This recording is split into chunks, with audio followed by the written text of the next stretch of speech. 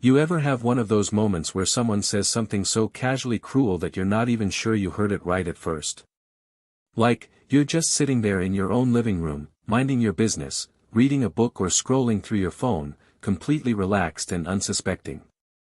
And then your husband, the person who promised to love and cherish you, looks up and says, "You're too weak to leave," like he's commenting on the weather. Not in anger, not during a fight, just as a statement of fact he thought you both understood and accepted as reality. Here's the thing about emotional abuse marriage that makes it so insidious and hard to recognize when you're living inside of it every day. It doesn't always look like the dramatic scenes you see in movies with screaming and broken dishes and obvious violence you can point to. Sometimes it's just a controlling husband calmly telling you that you don't have what it takes to survive without him, framing dependence as love. And if you've heard it enough times, in enough different ways, you start believing it, start thinking maybe he's right, maybe you really are too weak. But what if I told you that you're too weak to leave is the biggest lie told in toxic marriage story after toxic marriage story? This is the story of a woman who heard those words and made a decision that changed absolutely everything about her life and future. She didn't argue or try to prove him wrong with words. She did something far more powerful. She went silent, started documenting, and left with proof. Evidence that showed exactly who he was, what had said, how had controlled everything, and when she walked out, she proved strength isn't loud, it's prepared. If you've ever felt trapped in a relationship where someone convinced you that you couldn't make it alone, this story is for you right now. Because the path from "you're too weak to leave" to "here are the divorce papers and all the proof" isn't about drama or perfect revenge fantasies. It's about clarity, documentation, strategy, and understanding that sometimes the most powerful thing you can do is stop arguing and start planning your exit silently. Let's talk about what happens when silence becomes your weapon and proof becomes your freedom in a dark relationship drama that finally ends on your terms. The living room felt safe that evening, the kind of warm cocoon you build after years of sharing space with someone. She was curled up on the couch with a book, feet tucked under her, while he scrolled through his phone in the armchair across from her. It was one of those unremarkable moments that make up most of a marriage: quiet, familiar, almost boring in its comfort. This was home, or at least it was supposed to be the place where she could finally exhale and let her guard down. Then he spoke, not looking up from his phone, voice casual as if he were mentioning the weather. "You know you're too weak to leave, right?" The words hung in the air like smoke, curling into every corner of the room until there was nowhere left to breathe. She blinked, rereading the same sentence in her book 3 times without comprehending a single word of it. Her emotional guard was completely down. This was supposed to be a personal conversation space, not an ambush. She looked up at him, waiting for the punchline or clarification, something to soften what had just said with casual cruelty. But he was still scrolling, thumb moving up the screen in that absent rhythm people develop with their devices, completely unbothered. He wasn't angry or even particularly engaged. This was calm assessment, delivered in their familiar domestic environment like commentary on the weather. "You don't have the strength," he continued, finally meeting her eyes with that look she'd seen before but never quite named until now. The toxic marriage story she'd been living suddenly had a new chapter, and she was still trying to figure out when exactly the plot had turned this dark and suffocating. This wasn't the first time he'd said something like this, just the most explicit, the most impossible to explain away or rationalize. There'd been smaller comments over the years, little digs disguised as observations about her capabilities, her courage, her fundamental worth as a person. And sitting there with her book still open on her lap, she felt the foundation of everything she thought she knew beginning to crack wide open. The worst part wasn't what he said, it was how he said it, like he was sharing an indisputable fact about gravity or the sky being blue. He leaned back in his chair, finally setting his phone down, and looked at her with something almost resembling pity mixed with superiority. "I'm not trying to be mean," he continued, his voice taking on that patient tone teachers use with struggling students who just don't get it. "I'm just being realistic about who you are and what you're capable of, which apparently is something you need to hear more often. This is textbook emotional manipulation, marriage framing cruelty as clarity, making you feel grateful for the very observations that destroy you from the inside out." A controlling husband doesn't need to scream or physically intimidate when he can simply assert dominance verbally with surgical precision and devastating effectiveness. Had mastered the art of making her question her own perception of reality, of making his assessment of her weaknesses sound like objective truth. "You're too weak to leave" wasn't an insult in his mind, it was just him being honest, doing her the favor of pointing out what everyone else already knew. She felt something cold settle in her stomach, that familiar sensation of being simultaneously seen and completely invisible at the exact same time. He used fear like a tool, wielding it with the precision of someone who'd studied exactly where her vulnerabilities lived and how to exploit them. Financial fear: she didn't make enough to support herself alone, did she? Emotional fear: who else would put up with her particular brand of sensitivity and neediness? Social fear: what would people think if she actually tried to leave and failed, proving him right in front of everyone who mattered? His emotional authority had been imposed so gradually over the years that she couldn't pinpoint exactly when she'd handed it over or if she'd ever possessed it at all. He spoke about her limitations with such confidence that she'd started believing them, started seeing herself through his eyes instead of her own. "You're too weak to leave" became less of a statement and more of a prophecy, a spell he was casting that would only work if she kept listening. And the truly devastating part was that he knew exactly what he was doing, framing dependence as reality and calling it love. She sat there on that couch, book still open in her lap, feeling like someone had reached inside her chest and squeezed. Her self-worth was being attacked directly, methodically, and she couldn't even argue back because part of her wondered if he was right. That's the insidious thing about emotional abuse: marriage doesn't leave bruises you can photograph or broken objects you can point to. Just the slow, steady erosion of everything you thought you were until you're not sure who's left standing anymore. He watched her process his words, seeming almost satisfied by the silence, by the way she didn't jump to defend herself. Her confidence was being intentionally eroded, chipped away piece by piece like a sculptor working on marble, except he wasn't creating beauty. He was just removing, diminishing, reducing her to something smaller and more manageable with each carefully chosen phrase. "See?" he said, gesturing at her silence as if it proved his point entirely and completely. The feelings she had: hurt, anger, confusion, the desperate need to explain that she wasn't weak were dismissed before she could articulate them. Had learned over the years exactly how to make her feel like her emotional responses were overreactions, like her pain was inconvenient. This toxic marriage story had trained her to swallow her hurt, to question whether she had the right to feel wounded. Compliance was expected now, built into the very architecture of how they communicated in this space they called home. She realized with startling clarity that this moment wasn't happening in a vacuum, it was the culmination of hundreds of smaller moments. Comments about how she handled money, observations about her career choices, critiques of her friendships that seemed reasonable until you added them up. The controlling husband sitting across from her hadn't suddenly become this person, had always been this person, just in smaller doses. And she'd been accommodating it, smoothing it over, making excuses until she forgot she'd ever had other options available. He was waiting for her to cry, or argue, or do that thing where she got flustered and tried to defend herself with shaky logic. That's what usually happened when he pushed her buttons. She'd react, he'd dismiss, and the cycle would reinforce exactly what he'd just told her. But this time, something different happened, something that made him shift slightly in his chair and look at her with a flicker of confusion. She just sat there, completely composed, her face unreadable, like she was watching a movie she'd already seen before and knew the ending. No argument came spilling out, no emotional defense of her character or capabilities, no tears that he could use to call her weak. She stayed quiet, listening to him elaborate on all the reasons she couldn't make it without him, nodding occasionally like she was taking notes. The protagonist he thought he knew, the one who got upset and needed reassurance, who could be manipulated through her own emotional reactions, wasn't showing up. Instead, there was this calm, almost detached version of her that he didn't recognize and definitely didn't know how to control or manage. The quiet listening threw him off his rhythm in a way that obvious anger or hurt never could have accomplished in this moment. Had built an entire system around her predictable responses, around knowing exactly which buttons to push to get the desired emotional outcome. But she wasn't giving him anything to work with now, just steady eye contact and that infuriating, unshakable composure that made him feel suddenly uncertain. "Are you even listening to me?"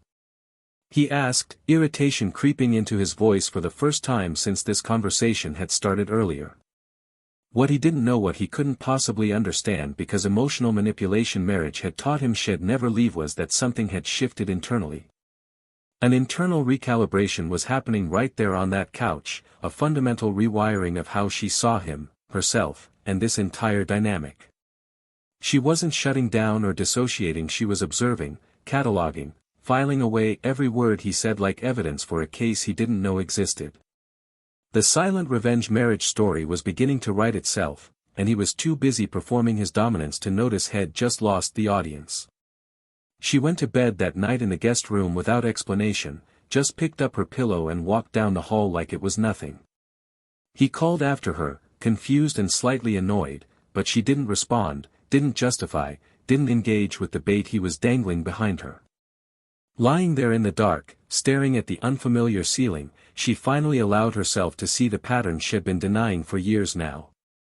This wasn't a bad moment or a rough patch, this was recognition of systematic emotional abuse that had been happening all along, just normalized. Every comment about her being too emotional, too sensitive, too weak, too dependent, they weren't observations, they were weapons being strategically deployed and aimed. The realization that fear was being weaponized hit her like cold water, waking her up to a reality she'd been sleepwalking through daily. He didn't actually believe she was too weak to leave, he needed her to believe it so she'd never try to escape. Fear of financial instability, fear of being alone, fear of proving him right cultivated each one like a gardener tending poisonous plants. She made a decision right then that would change everything, though he wouldn't know it for weeks, maybe months if she played it right. Instead of arguing or trying to convince him she had value, she decided to document instead of argue, to collect evidence silently. Every text message that dismissed her feelings, every email where he controlled finances, every moment he said something cruel disguised as honesty, it all mattered now. The shift from emotion to strategy felt like stepping out of fog into sharp, clear sunlight where everything suddenly made perfect sense at last. This dark relationship drama she'd been living had convinced her that her feelings were the problem, that if she just managed them better, everything would improve. But now she understood that her feelings were actually the alarm system, the smoke detector going off while he insisted there was no fire. She wasn't going to fight him on his terms anymore, wasn't going to defend her worth to someone invested in denying it for control. Instead, she'd build her case quietly, gather her proof, and when the time came to leave, she'd have everything she needed already prepared. She started small, methodically, like someone preparing for a journey they'd only get one chance to take without mistakes or second attempts. Screenshots of text messages where he called her incompetent, recordings of conversations where he dismissed her feelings as irrational and overdramatic every time. Bank statements showing how he controlled every dollar, emails proving he'd sabotaged job opportunities by forgetting to tell her about interviews and important calls. The evidence was gathered and preserved with the kind of careful attention she'd once given to making him happy, except now the beneficiary was herself. She opened a separate bank account he didn't know about, routing a small portion of grocery money each week into freedom she was building. Consulted with a lawyer during her lunch breaks, sitting in her car with the windows up, learning about her rights and options going forward. The exit was being planned quietly, each piece falling into place like a puzzle she'd been trying to solve for years without the right picture. This wasn't impulsive or emotional, this was the most rational, clear-headed thing she'd done in her entire marriage to this controlling husband now. The moment everything shifted was the day she signed the lease on a small apartment across town, using money he didn't know existed. Proof replaced promises. She wasn't going to tell him she was strong, she was going to show him by simply leaving with documentation he couldn't deny. She packed her essentials over the course of 3 weeks, taking only what he wouldn't notice missing until it was too late to stop. The power shift happened not with confrontation or drama, but through facts, through preparation, through the quiet accumulation of evidence and autonomous action undertaken. On a Tuesday morning while he was at work, completely oblivious to what was coming, she loaded the last box into her car silently. Left the divorce papers on the kitchen table along with a USB drive containing every screenshot, every recording, every piece of proof she'd collected. No note, no explanation, no opportunity for him to talk her out of it or convince her she was making a mistake she'd regret. Just facts, evidence, and the door closing behind her as she drove toward a life he'd insisted she was too weak to build alone. The calls started within an hour of him finding the papers, 17 missed calls before she finally blocked the number without listening to single one. Then came the emails, the texts from different numbers, messages through mutual friends asking what was wrong, why she was overreacting this badly. His attempts to deny or minimize what he'd done were almost impressive in their creativity. Suddenly he'd never said those things, she was remembering wrong. You're too weak to leave became I said you're too strong to leave someone you love, a revision so blatant it would have been funny if it wasn't so predictable. When denial didn't work, the accusations escalated into full-blown character assassination designed to make her doubt everything she knew was real and true. She was unstable, mentally unwell, having some kind of breakdown that required intervention from people who supposedly cared about her well-being and mental health. He told friends she'd abandoned him without warning, painted himself as the confused victim of her sudden, irrational decision to destroy their happy marriage. The emotional manipulation marriage tactics that had worked privately for years were now being deployed publicly, but this time she had proof he couldn't erase. The panic really set in when his lawyer contacted hers and saw the evidence: hours of recordings, months of documented financial control and abuse. Everything he'd said in private, secure in the knowledge that there were no witnesses to contradict his version of reality, was suddenly undeniable on record. She could almost feel his control collapsing from across town, that moment when he realized she'd been 3 steps ahead the entire final month. The "you're too weak to leave" guy was now the one scrambling, desperately trying to negotiate, to minimize, to make this go away quietly somehow. He showed up at her new apartment once, pounding on the door, demanding she talk to him like an adult instead of hiding like a coward. The irony of him calling her a coward after spending years convincing her she lacked the strength to do exactly what she'd just done wasn't lost. But she didn't open the door, didn't engage, just called the police and added that incident to the growing file her lawyer was building for court. His desperation was proof that too weak to leave had always been a lie, and watching him unravel confirmed she'd made exactly the right choice. Hey race, what nobody tells you about leaving a toxic marriage story like this: one, strength isn't loud, it's prepared, it's methodical and strategic. It's not about the dramatic confrontation where you deliver the perfect speech that makes the abuser suddenly realize what they've done to you over time. It's about quietly gathering evidence while they think you're too broken to fight back, too weak to plan, too dependent to ever walk away. Real strength looks like spreadsheets and voice recordings and a separate bank account they don't know exists until it's already supporting your new life. The controlling husband who tells you you're too weak to leave is actually telling you exactly what terrifies him most: that you'll discover he's wrong. Because proof outlasts intimidation every single time, and documentation beats gaslighting in any court, legal or personal, where truth actually matters and counts. She learned that his power was never real, it was just a story he told convincingly enough that she believed it for far too long. But stories fall apart when confronted with facts, and facts were the only language that mattered once she stopped negotiating her worth with someone. The female empowerment story here isn't about revenge or destroying him, though he certainly made that tempting with every cruel word he'd ever spoken. It's about understanding that freedom begins with clarity, seeing the pattern, naming the abuse, recognizing that fear was the cage, not actual circumstance or dependency. She wasn't too weak financially, emotionally, or any other way, she was just convinced she was, and conviction is a prison with imaginary bars. The moment she questioned that conviction, gathered evidence to contradict it, and acted on the truth instead of his lies, she was already free, already gone. Silence backed by truth ends control in ways that arguments never could, because you can't manipulate someone who stopped listening to your narrative entirely. Had built his dominance on her believing his assessment of her limitations, on her emotional reactions giving him ammunition to use against her repeatedly. But when she went quiet, documented everything, and left with proof he couldn't deny, she removed herself from his game completely and permanently too.